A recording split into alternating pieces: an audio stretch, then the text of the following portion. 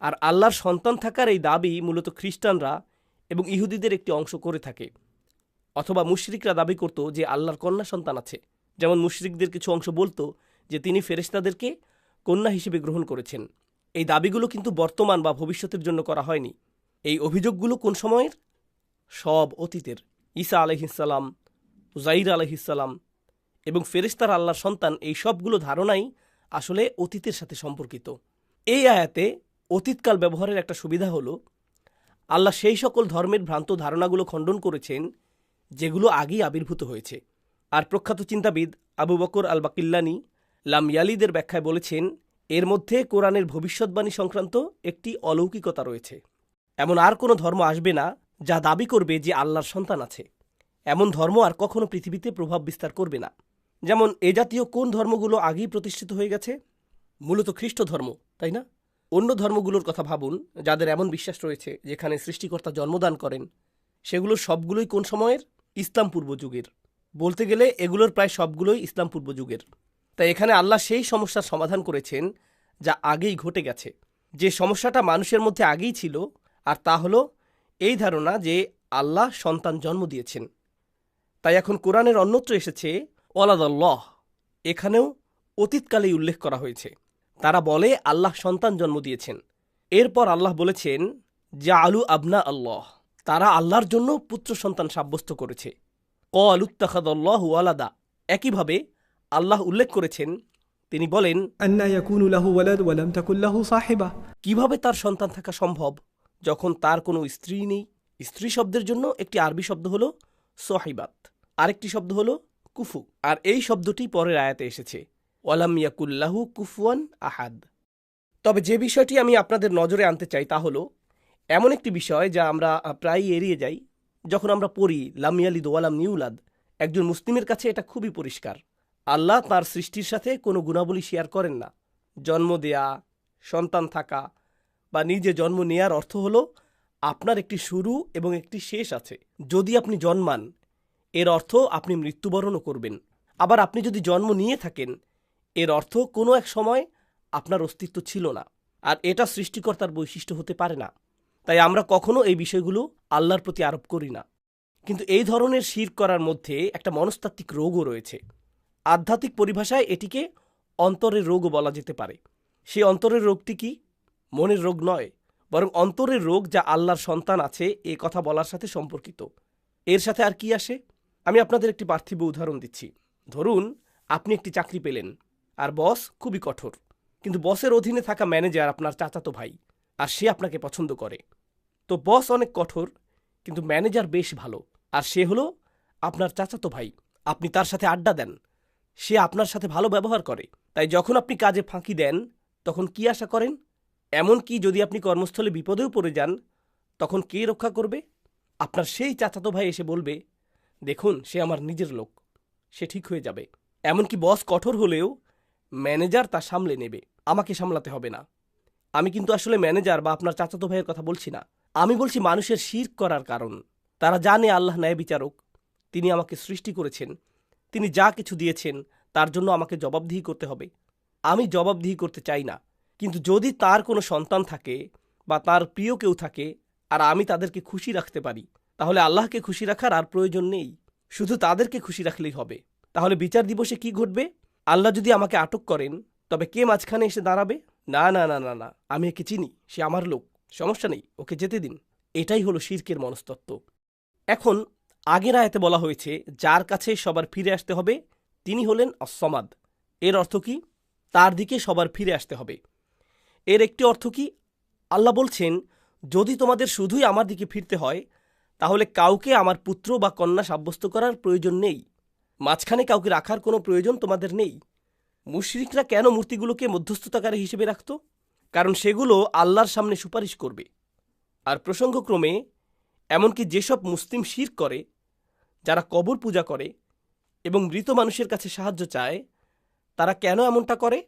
কারণ তাদের অনেকের অসৎ ব্যবসা আছে। তারা জানে যে তারা অত্যন্ত খারাপ কাজ করছে, তাই তারা আল্লাহর সামনে দাঁড়াতে পারবে না। তখন তারা কি করে? কাউকে মধ্যস্থতাকারী বানিয়ে দেই। আমি আমার অবৈধ আয়ের 50% এই মাজারে বা কোনো মন্দিরে দান করব। আশা করছি এই মৃত ব্যক্তিটি আমার জন্য সুপারিশ করবে। এটাই হলো শিরকের মনস্তত্ত্ব। তাই যেহেতু আল্লাহ নিজের জন্য আস-সমাদ শব্দটি ব্যবহার করেছেন, ফলে এখন আর কোনো সুযোগ অবশিষ্ট নেই। আপনি আল্লাহ ছাড়া অন্য কারো দিকে ঝুঁকতে পারেন না, কারণ তিনি হলেন আস-সমাদ। তিনি একমাত্র সত্তা, সকলে যার মুখাপেক্ষী হয়। আর তাই এই আয়াতটি যৌক্তিক ধারাবাহিকতার অংশ। এটি মানুষের মন থেকে আল্লাহর প্রতি এমন বিষয় আরোপ করার প্রয়োজনীয়তা দূর করে দেয়। তো এখন আমরা শেষ আয়াতে যাচ্ছি। ওয়ালাম ইয়াকুল্লাহু কুফুয়ান আহাদ।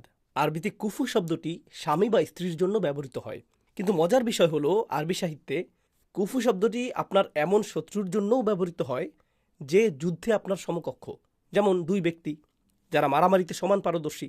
তাই সমান পারদর্শী দুইজন হলে তাকে বলা হয় কুফু। বিবাহের ক্ষেত্রেও এই শব্দটি ব্যবহৃত হয়। আমি জানি না কেন আরবরা বিয়ে এবং যুদ্ধের জন্য একই শব্দ ব্যবহার করত। বিষয়টি আমাদেরকে সেই সময়ের আরব বিবাহ সম্পর্কে বেশ গুরুত্বপূর্ণ তথ্য দিচ্ছে। তো যাই হোক, এর অর্থ হলো যখন কেউ আপনার তুলনীয় হয়, আধুনিক ভাষায় আপনার সাথে কাঁধে কাঁধ মিলিয়ে চলে, আপনার সাথে সমানে সমান কেউ, যে একই পর্যায়ের, একই দক্ষতার অধিকারী, একই মর্যাদার অধিকারী, সমান র্যাঙ্কিংয়ের অধিকারী, এমন ব্যক্তিকে বলা হয় কুফু। তাই আপনি এমন কাউকে বিয়ে করেন যে আপনার উপযুক্ত, একই মানের, একই বুদ্ধিমত্তার, একই সামাজিক পরিসরের। বিবাহের ক্ষেত্রে একেই বলা হয় কুফু। এখন এই শব্দটি মহান আল্লাহর জন্য ব্যবহৃত হয়েছে।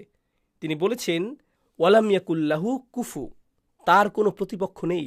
এমন কেউ নেই যে তার সাথে তুলনীয় হতে পারে, এমন কেউ নেই যে আল্লাহর সামনে সমান হতে পারে, এমন কেউ নেই যে আল্লাহর সমানে সমান হতে পারে। এই সব কিছু যা আমরা এখানে শিখছি তা একটি শব্দের তাফসির। কোন শব্দ? আহাদ। কুল হুয়াল্লাহু আহাদ।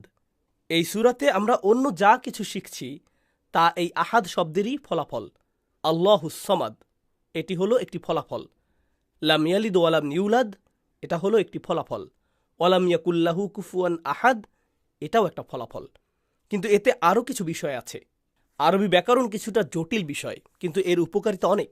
সুবহানাল্লাহ। ওয়ালাম ইয়াকুল্লাহু কুফুয়ান আহাদ, ব্যাকরণগতভাবে এটি আসলে বাক্যটির প্রত্যাশিত ক্রম নয়। ওয়ালাম ইয়াকুন আহাদুন কুফুয়ান লাহু, এটি মূলত বাক্যের ব্যাকরণগতভাবে প্রত্যাশিত ক্রম। কিন্তু আল্লাহ এই বাক্যের শব্দগুলোকে পুনর্বিন্যাস করেছেন। আহাদ এসেছে সবার পরে, লাহু এসেছে আগে, আর কুফু এসেছে মাঝখানে। ব্যাকরণগতভাবে প্রত্যাশিত ক্রম অনুযায়ী আল্লাহর কথা শেষে উল্লেখ করার কথা ছিল, আর তার প্রতিপক্ষের কথা আগে উল্লেখ করার কথা ছিল। এখন এই বাক্যে সবচেয়ে গুরুত্বপূর্ণ সত্তাকে, লাহু বোঝাচ্ছে আল্লাহকে, কুফু অর্থ সমকক্ষ, আহাদ অর্থ অন্য কেউ। তাহলে সবচেয়ে মূল্যবান শব্দ কোনটি? লাহু। আর আরবি অলঙ্কার শাস্ত্র অনুযায়ী আল আহম উলা, সবচেয়ে গুরুত্বপূর্ণ শব্দটি প্রথমে আসা উচিত। আল্লাহ অন্য সব কিছু উল্লেখ করার আগে নিজেকে প্রথমে উল্লেখ করেছেন। তিনি বলেছেন আহাদ। আহাদ শব্দের একটি অর্থ আল আউয়াল।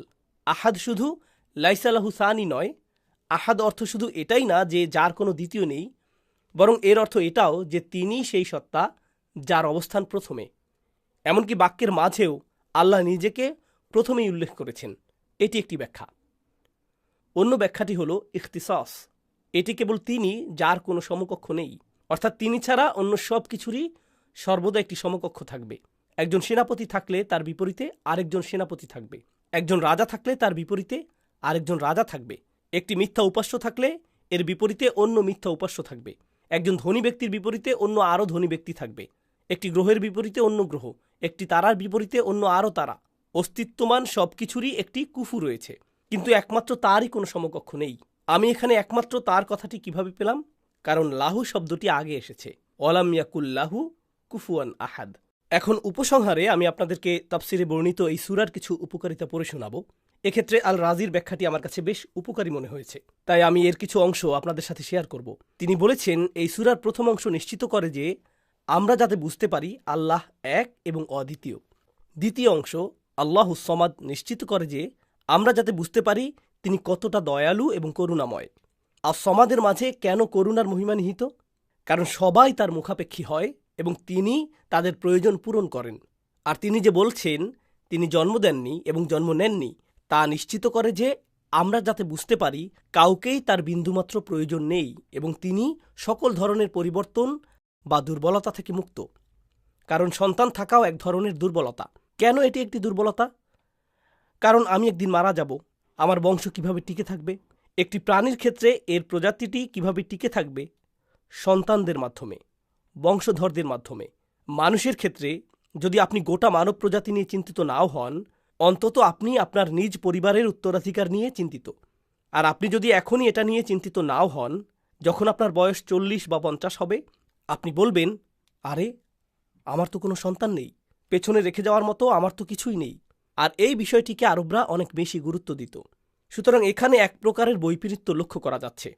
রসুল সাল্লাল্লাহু আলাইহি সাল্লামের উদ্দেশ্যে বলা সবচেয়ে কষ্টদায়ক কথাগুলোর একটি ছিল আবতার, যার কোনো পুত্র সন্তান নেই। সৃষ্টির প্রতি এটা অপমানকর হতে পারে। আবার সৃষ্টির প্রতি কৃত একটি প্রশংসা হল, আপনার সন্তান আছে। আনকানা দা মালিন ও বানিন। মানুষের জন্য সন্তান সন্ততি একটি ইতিবাচক বিষয়। তার তো সম্পদ আর সন্তান সন্ততি আছে, সে বেশ ভালোই আছে।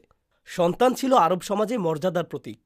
এই একই বিষয়ে নবীজির জন্য ছিল অপমানজনক। এ কথা বলা যে তার সন্তান নেই বা পুত্র সন্তান নেই, তা ছিল নবীজির জন্য অপমানজনক।